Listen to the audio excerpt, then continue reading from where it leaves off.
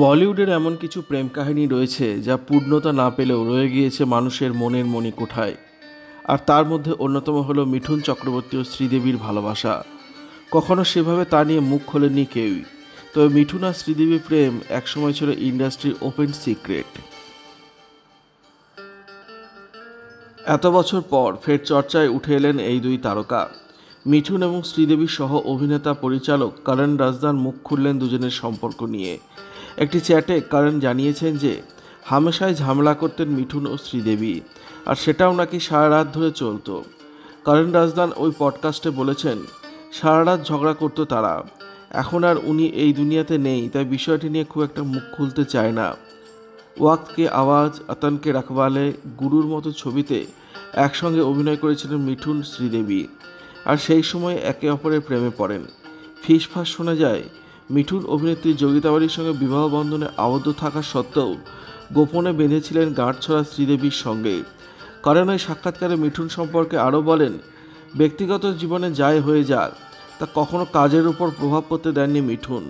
তিনি বলেন, মিঠুনদার যে শক্তি আছে তা অন্য কারোর মধ্যে নেই। তিনি সারা রাত জেগে থাকতে পারেন, পরের দিনের জন্য তার নাচের মহড়া দিতে পারেন বা ফোনে ঝগড়া করতে পারেন এবং পরের দিন সকালে সেটে সময় মতো পৌঁছে যেতে পারেন। তিনি খুবই আবেগপ্রবণ মানুষ, ভীষণ খাঁটি মনের মানুষ। একে অপরের প্রেমে হাবুডুবু খাওয়ার পরেও শেষমেশ পরিণতি পায়নি তাদের সম্পর্ক। শোনা যায় শ্রীদেবীর সম্পর্কে জানতে পেরে নাকি আত্মহত্যার চেষ্টা করেছিলেন যোগিতা বালি। সেই সময় বহু বলিউড তারকায় ধর্ম পরিবর্তন করে দ্বিতীয়বার বিয়ে করেছিলেন। যদিও মিঠুন বেছে নেন তার স্ত্রী এবং সন্তানদেরই। মিঠুন শেষ পর্যন্ত যোগিতার সঙ্গে থাকার সিদ্ধান্ত নেন। আর এই চর্চিত বিচ্ছেদের পরে শ্রীদেবী 1996 সালে প্রযোজক বনি কাপুরকে বিয়ে করেন, যার সঙ্গে তার দুই কন্যা সন্তান জাহ্নবী ও খুশি রয়েছে। 2018 সালে বাথটবে ডুবে মর্মান্তিক মৃত্যু হয় শ্রীদেবীর। যদিও মিঠুন এবং শ্রীদেবী কখনোই প্রকাশ্যে তাদের সম্পর্কের কথা স্বীকার করেননি, তবুও তাদের কথিত প্রেমের গল্পটি বলিউডের অন্যতম আলোচিত এবং রহস্যময় রোমান্স হিসেবে রয়ে গিয়েছে।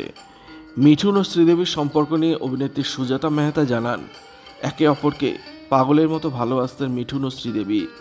তবে সেই সময় মিঠুন ছিলেন বিবাহিত। যোগিতা বালি তখন মিঠুনের স্বামী।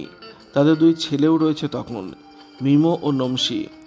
সেই সময়ে নাকি পারিবারিক অশান্তির কারণে ভেঙে যায় মিঠুন ও শ্রীদেবীর সম্পর্ক। কিন্তু এই পরিস্থিতিতে একেবারে নিজেকে সামলে নিতে পারেননি শ্রীদেবী। শুটিং ফ্লোরে এসে তিনি নাকি চুপ করে একটি কোণায় বসে থাকতেন, কারোর সঙ্গে কথা বলতেন না, একেবারে ভেঙে পড়েছিলেন তিনি। কিন্তু শ্রীদেবী ছিলেন ভীষণ কাজ পাগল, নিজের কাজকে ভীষণ ভালোবাসতেন তিনি। তাই যখন ক্যামেরা চালু হতো তিনি সব ভুলে কেবল অভিনয়টাই করতে পারতেন, কিন্তু বাকি সময়টা সবার থেকে নিজেকে দূরে সরিয়ে নিয়েছিলেন শ্রীদেবী। শোনা যায় মিঠুনের সঙ্গে সম্পর্ক থাকাকালীনই শ্রীদেবী 3 মাসের জন্য চেন্নাইয়ে গিয়েছিলেন। তখনই নাকি গড়ে ওঠে প্রযোজক বনি কাপুরের সঙ্গে তার সম্পর্ক। বনি তখন মোনা কাপুরের স্বামী, রয়েছে 2 ছেলে মেয়ে, অর্জুন ও অংশুলা। মোনা এক সাক্ষাৎকারে বলেছিলেন, বনি আমার চেয়ে 10 বছরের বড়।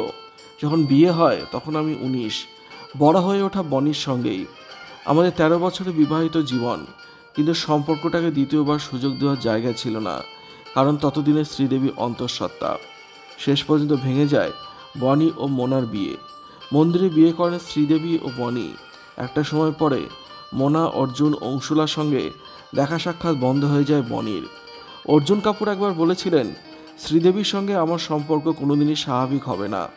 আমার বাবা স্ত্রী উনি, এর বেশি কিছু নন।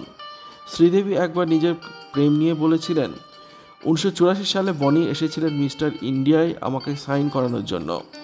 পরে বনি বলেছিলেন, আমাকে দেখা মাত্র তিনি নাকি আমার প্রেমে পড়েন। যদিও প্রপোজ করতে তার বেশ কিছু বছর সময় লেগেছিল।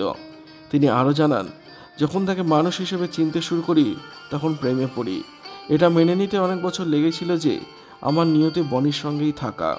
যদি আরও আগে ভালোবাসাটা বুঝতাম, যখন বুঝলাম ততদিনে আমার বাবা মা নেই। বোন এই সিদ্ধান্তে শকড।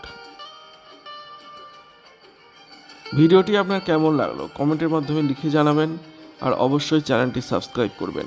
ধন্যবাদ।